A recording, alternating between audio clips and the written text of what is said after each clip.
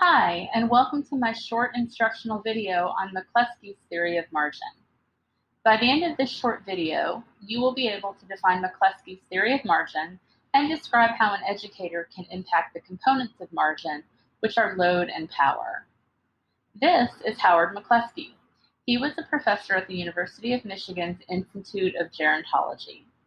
His principal contribution to adult education was his theory of margin, which is also known as the power-load margin formula. McClusky said that margin is a function of the relationship of load to power.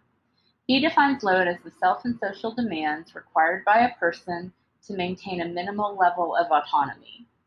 McClusky identified power as the resources that can be commanded in coping with load, such as abilities, possessions, position, allies, etc. Margin, then, is the surplus of power that is left after a person has managed load. In 1979, Maine published a formula to clarify the power-load margin theory. The basic principle is that power divided by load equals the amount of margin a learner has.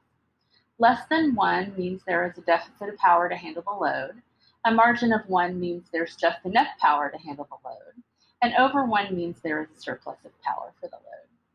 It's in this surplus realm where a learner may find more motivation to handle additional challenges such as a learning experience. McClusky also proposed that low load might mean significant life stress. High load might mean good times or even that the learner is not fulfilling their potential. Additionally, depending on the person's situation, there can be a change in margin, such as more load because of something like the death of a loved one, or more power from getting a new job with a supportive environment, for example. In terms of education, an educator should be cognizant of how their attitudes and behaviors can contribute to load and power for a learner's margin. For example, taking an authoritarian stance or not respecting the adult learner's ideas or experience can create load, as can behaviors such as disorganization, inappropriate assignments, or fuzzy evaluation requirements.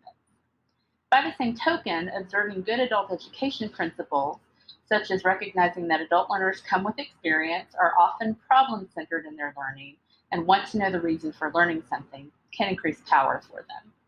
In addition, setting an environment where the adult learner can be involved in the planning, delivery, and evaluation of their learning can also increase power and ultimately increase margin for the learner. This concludes my presentation on McClusky's theory of margin. Thank you for watching.